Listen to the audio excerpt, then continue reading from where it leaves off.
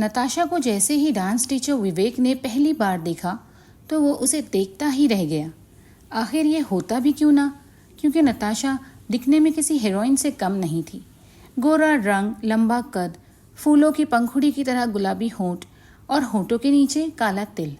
लाल रंग की सलवार सूट पहने नताशा जब विवेक की ओर बढ़ रही थी तो विवेक के दिमाग में एक ही चीज़ चल रही थी। विवेक, ओह माय गॉड, ऐसा लग रहा है कि आसमान से डायरेक्ट अप्सरा उतरकर मेरे पास आ रही है। नताशा ने जब पहली बार उसके पास आकर पूछा, एक्सक्यूज़ मी, ये डांस टीचर विवेक कहाँ मिलेंगे? विवेक, जी इस नाचीज़ को ही विवेक कहते हैं। कहिए क्या काम है? नताशा, ओह आप हैं विवेक सर। विवेक, अब सर बोलिए या पैर। विवेक, मैं ही हूँ। नताशा, काफ़ी मजाकिया हैं आप। विवेक, उसका तो पता नहीं, लेकिन आशिक मिजाज तो हूँ। नताशा ने जब उसे घूर कर देखा तो विवेक ने कहा, विवेक, अरे आशिक मिजाज मतलब डांस से आशिकी। आई लव डांस, मेरे लहू में समाया हुआ है। जैसे मछली पानी में बिना नहीं रह सकती, वैसे मैं डांसिंग के बिना नहीं रह सकता। नताशा, सर मुझे आपसे डांस सीखना है। मैं कब से डांस सीखने आ सकती हूँ? विवेक, कल करे सो आज कर, आज करे सो अब। पल में परलय होएगी तो डांस सीखेगा कब? डांस टीचर विवेक की इस बात पर सुनकर नताशा मुस्कुरा दी। विवेक ने उसी दिन से नताशा को डांस सिखाना शुरू कर दिया। विवेक, 1 2 3 4, 1 2 3 4। अरे नताशा जी, 7 में ये राइट वाला पैर आगे होगा और लेफ्ट वाला पीछे होगा। बॉडी का ये वाला भाग थोड़ा झुका रहेगा, थोड़ा सा ज़्यादा नहीं, ऐसे। नताशा, सर वही तो मैं कर रही हूँ। विवेक, नहीं आप वैसा नहीं कर रही हैं। ये देखिए आपका कौन सा पैर आ गया। Natasha, sorry sir. Vivek, dance को पूरा कंसंट्रेशन के साथ करिए और दिल से करिए तो बहुत मज़ा आएगा। Natasha, okay sir. उस 1 घंटे की क्लास में विवेक ने स्टेप सिखाने के बहाने नताशा को 100 बार गलत तरीके से छुआ, लेकिन नताशा को इसका ज़रा भी आभास नहीं हुआ, क्योंकि उसे लग रहा था कि ये डांस का ही पार्ट है। जब उसकी क्लास ख़त्म हुई तो वो मास्टर जी को बाय करके क्लास से निकल गई। उसके जाने के बाद विवेक आहें भरता हुआ बोला, विवेक, आज से ज़्यादा मज़ा तो मुझे डांस सिखाने में कभी नहीं आया था। कितनी पतली कमर थी उसकी और क्या मूव थे उसके, मज़ा ही आ गया। यार, लोग फालतू में डॉक्टर बनते हैं, इंजीनियर बनते हैं या साइंटिस्ट बनते हैं। अरे जो मज़ा डांस टीचर बनने में है वो मज़ा भला कोई और प्रोफेशनल कैसे दे सकता है?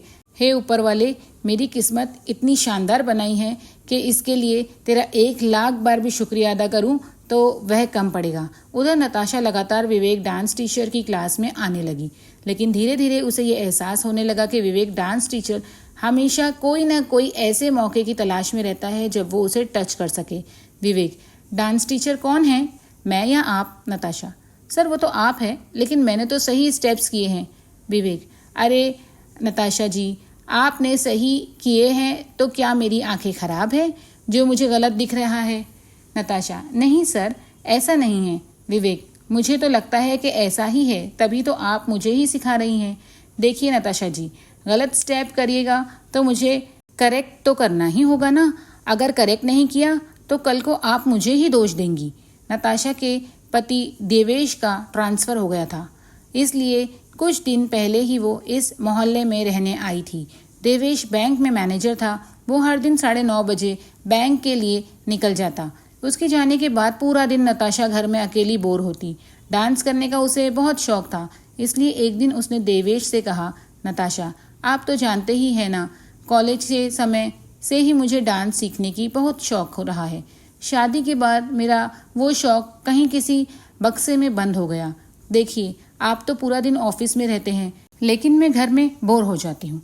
अगर मैं डांस फिर से सीखने लगूंगी तो मेरी बोरियत कम हो जाएगी और मेरा पुराना शौक भी पूरा हो जाएगा। देवेश, अरे बब्बा, तो मैंने कहाँ तुम्हें रोका है अपने शौक को पूरा करने से? जाओ और सीखो। वैसे भी शादी के बाद तुम्हारी उंगलियों के इशारे पर मुझे डांस करना तो आ ही गया है। अगले दिन, नताशा, ये क्या कर रहे हैं सर आप? विवेक, क्या कर रहा हूँ मतलब? डांस की क्लास है, डांस सिखा रहा हूँ।